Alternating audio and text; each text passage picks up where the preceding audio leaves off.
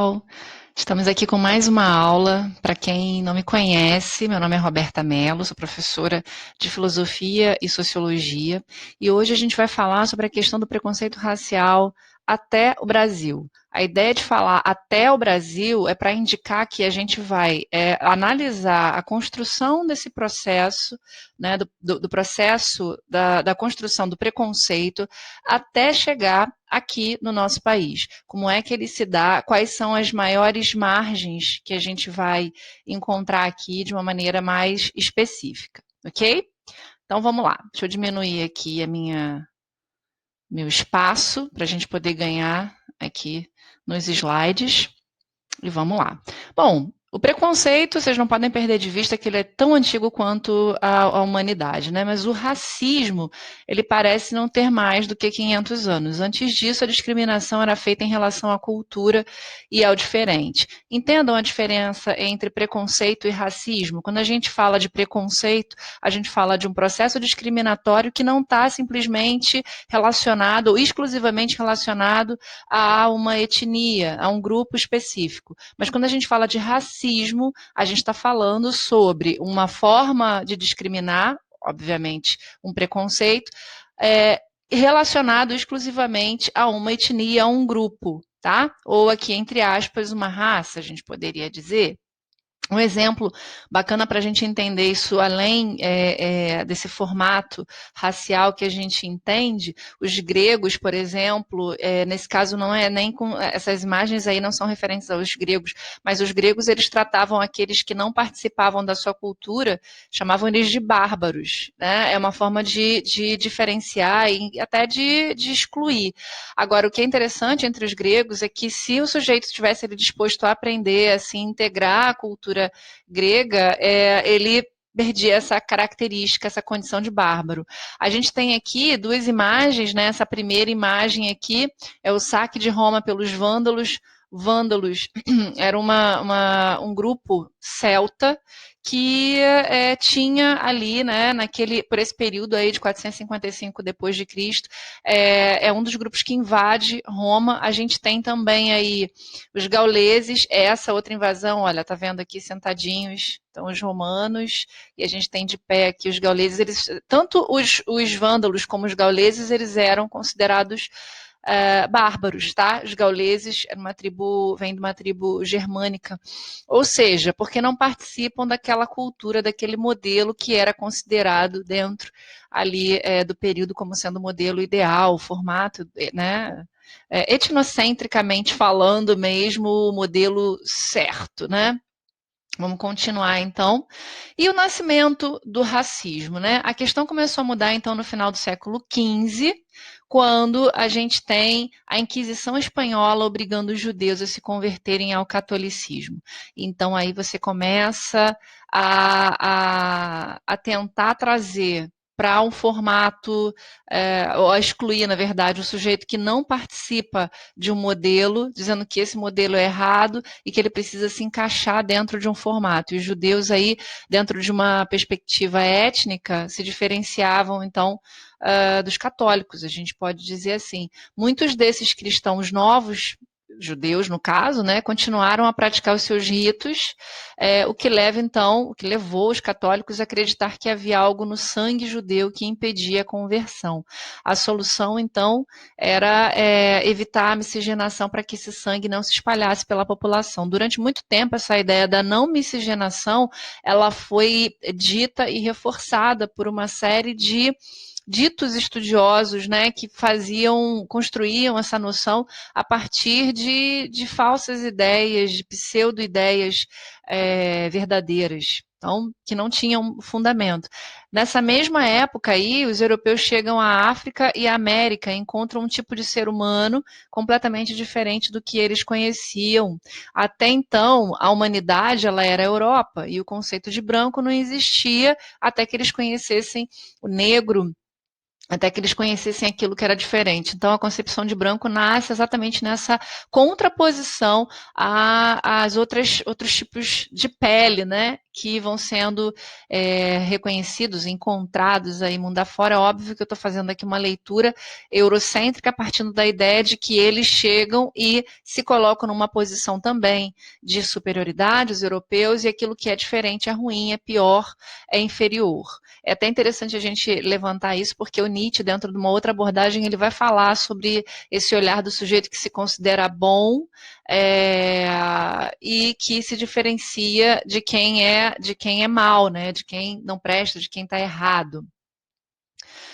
No mesmo sentido, ainda nessa mesma pegada aí, europeu chegando, reconhecendo ali, né, a África, olhando para essa diferenciação, no mesmo sentido, a gente vai encontrar, e mais ou menos no mesmo tempo, os teólogos da época discutindo se os índios tinham alma, com o objetivo de saber, por exemplo, se ter relações sexuais com ele era pecado, porque se eles fossem considerados animais, isso seria, sim, um pecado. Olha só que coisa interessante e chocante ao mesmo tempo, né? Mas dentro daquele contexto ali era a questão, era a pergunta que se fazia. Eles também chegaram à conclusão de que escravizar africanos era natural, com base na passagem bíblica em que Canaã, neto de Noé, é condenado a se tornar escravo dos escravos. Aí eu trouxe uma imagem para a gente entender essa passagem bíblica, para ficar um pouquinho mais claro. Bom, Noé, aquele carinha lá da arca, né? Ele tinha, depois do dilúvio e tudo mais, ele tinha começado a plantar vinha e tinha vinhos, né? Depois o vinho vem como consequência e parece que nesse contato aí com a frequência frequente com o vinho, Noé está embebedado na sua tenda e os seus 3 filhos chegam, né? E Cã, que nem está sendo citado aí, é um desses filhos, ele entra na tenda e dá a impressão, em algumas leituras que a gente faz, a própria Gênesis, de que parece que o Cã não tem muito respeito pela essa figura do pai, que não só está bêbado, como também está nu. E ele sai da tenda e fala para os outros 2 filhos que, olha, papai tá bem não, e sabe lá mais o que ele fala, né? E os outros 2 filhos ficam bastante escandalizados com essa postura de Cã, entram na tenda dessa forma que vocês estão vendo aqui, olha, de costas, com lençol para cobrir o pai. Provavelmente esse aqui é o Cã, que está meio de lado, assim, né? E aí, no dia seguinte, Noé fica sabendo, mas parece que não foram os filhos aqui que contaram, mas talvez o próprio Cã, que tenha espalhado para todo mundo essa situação. E Noé, ele acaba criando ou punindo, né, Cã com uma maldição ao Canaã, que era filho do Cã. E essa maldição é fazer com que ele se torne escravo dos escravos, o escravo dos filhos, dos próprios irmãos, né?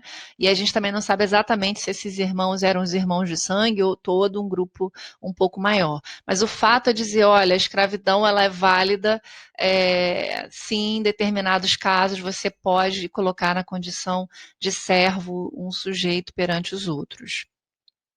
Um outro cara, né, assim, já dentro de uma perspectiva um pouquinho mais científica, vou botar aqui científica também com 1000 aspas, a gente vai encontrar esse sujeito aqui, ó, Joseph Arthur de Gobineau, francês, né, que em 1855 concluiu a causa da decadência dos povos. O Gobineau ele vai dizer que o problema estava exatamente na miscigenação e que ela era uma espécie de enfraquecimento. Tem uma frase dele que ele diz que a gente não sabe se a gente veio ou não dos macacos, mas com certeza a gente estaria indo nessa direção. Inclusive ele fala isso pensando, obviamente, nesse sistema de miscigenação, e ele fala algumas coisas também com relação ao Brasil. Ele visitou o Brasil, e o Gobineau, que era escultor, era escritor, dizem que também meio que filósofo, ele diz que o Brasil estava fadado ao fracasso exatamente dada a nossa miscigenação. Agora, o curioso é que ele fala que para sanar isso a gente deveria receber os europeus. Mas aí eu fico pensando, né? Mas trazer os europeus para cá também não seria um processo de miscigenação, mesmo que fosse com o que seria para ele ali uma raça melhor, melhorada, ainda assim não seria miscigenação, né, seu Gabineau? Muito estranho isso que o senhor diz. Bom, o fato é que essa fala dele, né, vai acabar dando aí suporte, dando ideia para os alemães. Né? A Alemanha do século XX, o conceito do Gobineau, foi assinalado pelo Partido Nazista, servindo de base para a política de extermínio dos judeus e de outros povos não puros, né, não arianos. É interessante também a gente ressaltar que essa perspectiva nazista, ela também vai pegar de novo aí o Nietzsche aparecendo, vai pegar uma concepção nietzschiana e vai distorcer, né, que é o conceito de super-homem ou de além do homem, né, que seria uma raça superior, quando Nietzsche está falando dentro de uma outra perspectiva completamente diferente, que tem muito mais a ver com um processo de superação do próprio ser humano e não com a criação, a existência de um tipo de homem melhorado em termos de raça, biologicamente falando. Bom, além de quaisquer pressupostos aí biológicos ou psicológicos, o racismo também tem motivos bastante práticos. Isso é bem interessante para a gente entender. Ele acaba sendo uma forma de levar vantagem sobre outras pessoas e estabelecer a manutenção de privilégios. Alguns estudiosos também apontam que o racismo ou o preconceito racial, para ficar mais claro o que eu vou dizer, ele também tem a ver com uma forma de autoproteção. Então, o sujeito ele se considera protegido dentro daquele grupo e parte também do princípio de que seu grupo é o certo, é o melhor, é o que deve ser realizado. Então, tem um quê disso também. E, ao mesmo tempo, obviamente, tem aí esse estabelecimento e a manutenção de privilégios para dentro de uma determinada classe, dentro de um determinado espaço, né? Bom, e o Brasil? Como é que a gente vai encarar essa questão, essa perspectiva dentro do nosso país? Durante bastante tempo, acreditou-se no mito da democracia racial.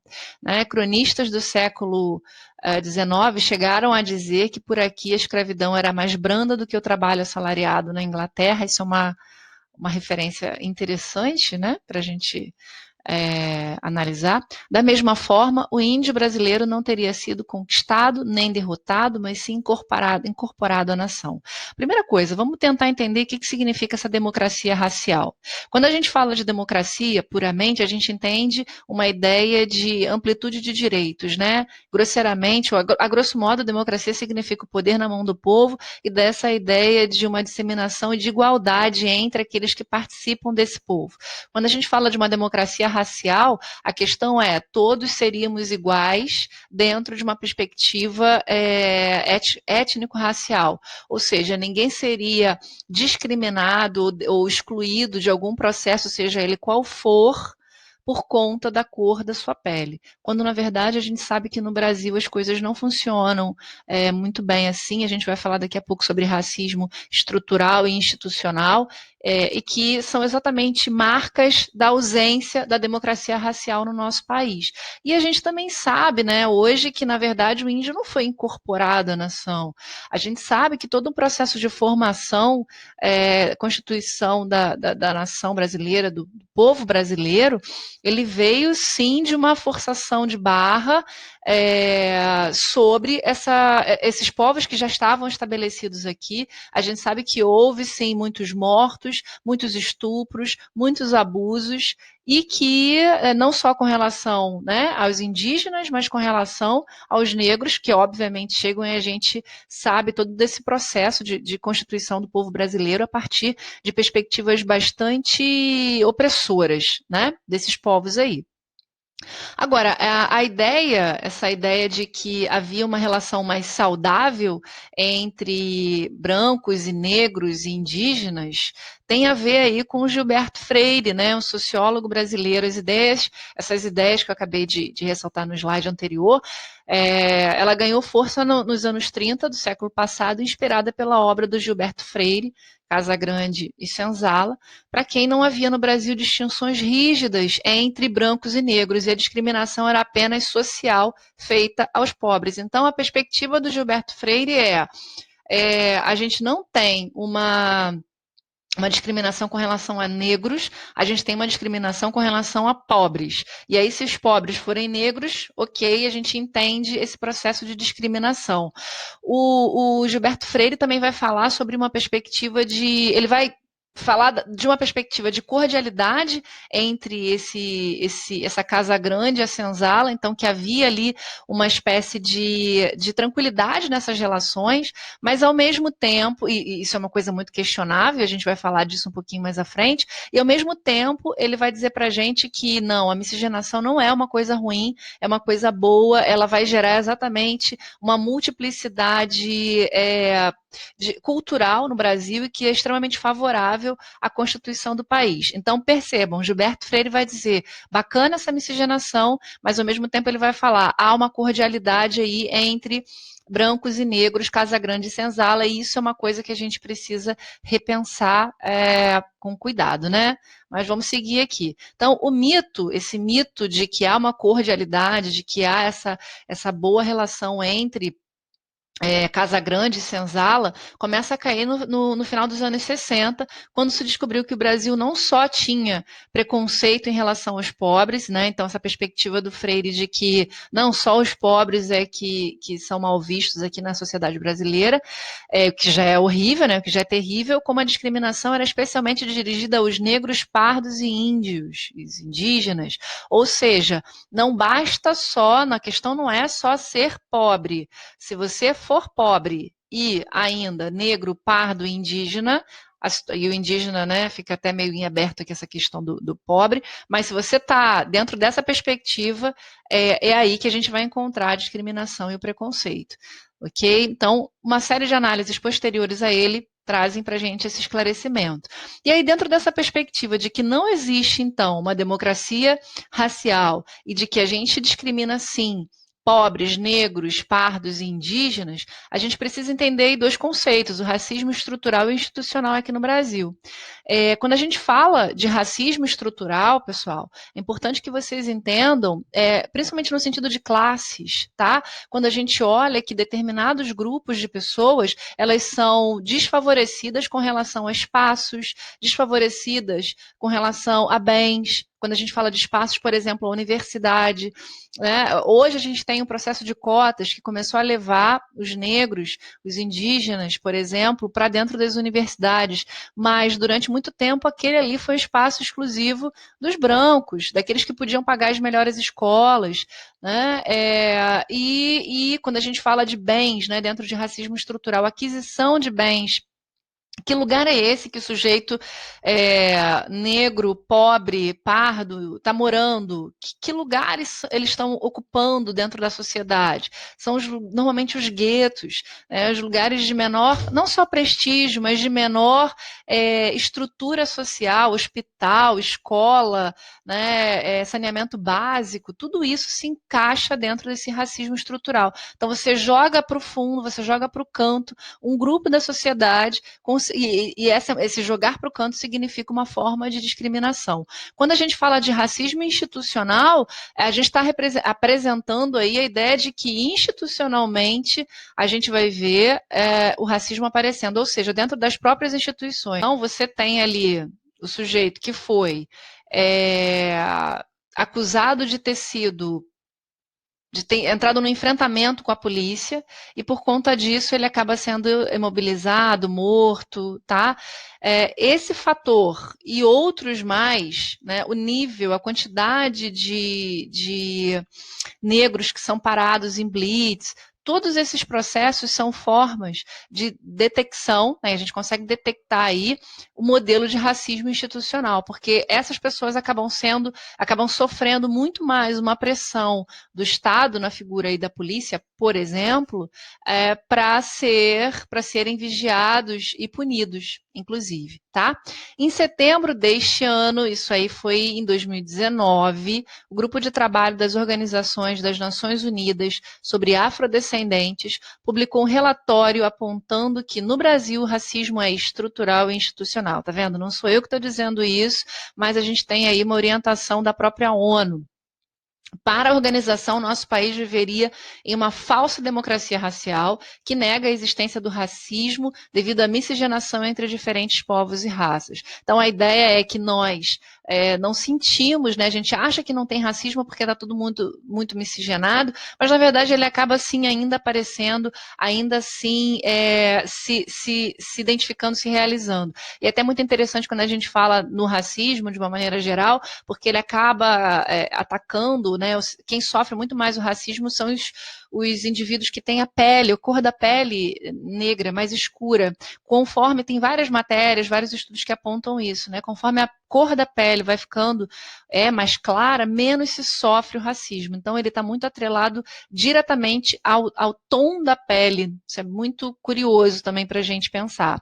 Quais são as mudanças sugeridas aí pela ONU, gente? Garantir, então, a permanência de estudantes negros cotistas nas universidades. Então, isso não é uma determinação do Brasil ou de um determinado partido político aqui, mas é uma determinação que vem do alto mesmo, que é uma forma de tentar diminuir essa disparidade entre brancos e negros no nosso país, ou pelo menos criar ou fazer com que nos aproximemos dessa democracia racial de fato, prevenir a violência contra mulheres e jovens negros, que são os que mais sofrem violência e morrem no nosso país. Eu acho que eu tenho esses dados aqui abaixo. Tá? Elaborar um plano nacional de controle e treinamento das polícias militares para que o auto de prisão, para que todo o processo de chegada, né, aos as possíveis crimes, ou o que estiver acontecendo na rua e a polícia é chamada, que ela saiba proceder da maneira mais conveniente, mais adequada. Então, isso também é um pedido da ONU. Abolir o auto de resistência, foi aquilo que eu tinha dito para vocês, né? Esse auto de resistência é a justificativa de que o policial atirou no sujeito porque ele resistiu. Então, a ideia da ONU é abolir esse formato, ao auto de resistência, aprimorar o ensino de história e cultura afro-brasileira nas escolas. Esse é um movimento que já vem acontecendo, na verdade, todos esses, né? Eu me lembro que já em 2008 a gente vinha já recebendo as orientações para inserir nas aulas de história, nas aulas de português, nas aulas de geografia, mais aspectos referentes à questão afro-brasileira, ampliando a nossa perspectiva com relação à nossa formação cultural. Agilizar a desburocratização, né? Agilizar e desburocratizar a titulação de terras quilombolas, ou seja, criar espaços próprios, específicos para os grupos quilombolas, mas de maneira institucionalizada, né? Então, não retirá-los das suas terras, que é inclusive um movimento que a gente tem visto acontecendo aí por parte do governo federal, mas estabelecer os espaços para que esses grupos possam viver sem o perigo, sem o medo de serem expulsos e suas terras serem tomadas. Prover recursos financeiros e humanos para os órgãos municipais e estaduais do combate ao racismo, ou seja, que seja incentivado, então, uma série de formatos, de mecanismos que promovam aí a ausência do racismo dentro do nosso país. E aí inclui, né, a gente criar espaços para o debate com relação a essas questões, espaços que acolham psicologicamente, por exemplo, não só vítimas da violência, né, para dizer de uma maneira geral. Enfim, infinitas são as possibilidades que os órgãos municipais e estaduais podem gerar aí para combater esse problema, que é um problema bem introduzido dentro do nosso país aqui. Agora, os dados do IBGE e a desigualdade racial, né, social aqui no Brasil, também são bem interessantes para compor essas críticas aí que a ONU veio apontando no slide anterior, né? Olha só que coisa interessante para a gente analisar. O desemprego entre negros é 50% maior do que entre a população branca. Por quê? Por que há um alto índice de desemprego? Vamos analisar isso aqui. Será que a gente vai dizer assim, não, os negros eles têm menos escolaridade? Será que realmente esse seria um fator? Ou será que não há também por trás? A gente até poderia dizer, Roberta, eu posso levar em consideração uma baixa escolaridade, você até pode levar, se você levar em consideração também o fato de que a gente tem a escravidão acontecendo no Brasil, né, até o século 1800 e século XIX, né, a gente tem ali a escravidão literalmente acontecendo. Mas e depois esse povo é liberto, sem nenhuma estrutura para dar conta da sua vida, né? Sem nenhuma estrutura, nenhum amparo governamental para dar conta do que vai acontecer na sequência. E aí, esses grupos vão ocupar guetos, esses grupos vão acabar tendo menos escolaridade? Sim, também vão ter. Mas junto disso tem um fator que é muito interessante, que é a autoestima. A ausência de autoestima também pode levar o sujeito a não querer estar na escola ou na universidade, porque ele olha e acha que aquilo ali não é para ele não se sente apto, ele não se sente à vontade. Esse fator autoestima, ele é muito crucial para que a gente entenda muitos elementos dentro das propostas que a ONU levanta, porque quando ela fala, vamos abrir cota, é exatamente para tentar mostrar, olha, esse aqui é o seu lugar também, você pode estar aqui, a gente reconhece que há uma carência, há uma falha lá no passado e que a gente está tentando reorganizar, e quando esse negro encontra dentro dos espaços, né, por exemplo, a universidade, outros negros, ele se fortalece na igualdade, na empatia com quem está ali junto com ele, né, que compartilha talvez dos mesmos dramas dentro dessa sociedade tão preconceituosa que a gente vive. Outro dado interessante aqui, a expectativa de vida dos negros é 6 anos menor do que a dos brancos, tá? Para a gente pensar aí, relacionar com as questões de mortes de jovens negros no país. Essa é uma análise interessante, porque está diretamente relacionada àquela questão que a gente levantou sobre as polícias, tá? A população negra tem 1,6 anos de estudo a menos que a branca, e aí a gente volta ao que eu já tinha discutido no primeiro item. Os negros representam 61,1% das vítimas de homicídios, ou seja, esse dado aqui se liga à expectativa de vida. Eles estão, obviamente, morrendo muito mais do que homens brancos, mulheres, né, brancas, né, porque quando eu falo negros aqui está generalizado mesmo, homens e mulheres. A taxa de mortalidade infantil de crianças negras também é mais alta, gente, é 60% maior do que a da população branca. Isso também indica aí a qualidade de vida em que essas pessoas estão vivendo. Isso também precisa ser revisto, ser analisado e feito, né, revisitado com propostas de intervenção bem próximas ali no âmbito municipal e estadual. Bom, o que a gente pode falar com relação a medidas também que já foram tomadas? É importante que a gente saiba que já na Constituição de 1988 vem aí sendo determinado, né, a injúria racial e os crimes de racismo. E aí tem esse quadrinho aqui bem interessante para a gente entender isso, tá? O racismo ele é diferente de injúria racial, mas atenção aos dois crimes. Olha só, a injúria racial consiste em ofender a honra de alguém devido à raça, cor, etnia, religião ou origem. Exemplo, xingamentos ou uso de palavras depreciativas com intenção de ofender a honra da vítima.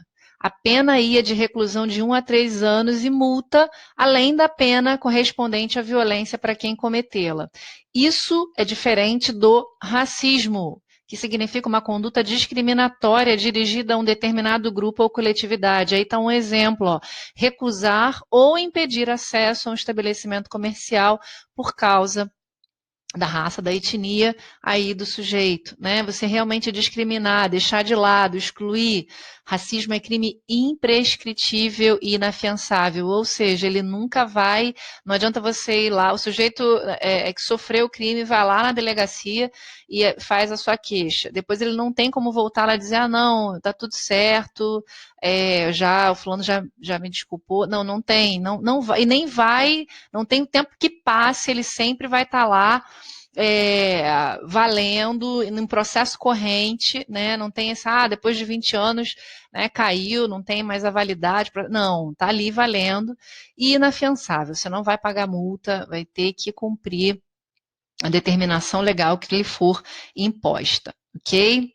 Então, para a gente fechar isso aqui, né, da abolição até os dias de hoje, a ideia de inferioridade determinada pela cor da pele só foi questionada abertamente. Olha só que coisa, né? A gente volta no Gilberto Freire para falar que ele foi o primeiro cara aqui no Brasil, o primeiro sociólogo, a falar, lá em 1932, dessa questão de uma inferioridade, né? Apesar disso, o acadêmico foi alvo de duras críticas pela sua visão açucarada da mestiçagem brasileira. Então, ele entende que essa mestiçagem ela é interessante, ela é valorosa, mas ele não considera aí a violência e a dominação cruel contra o povo negro, que eu já tinha falado lá atrás, né?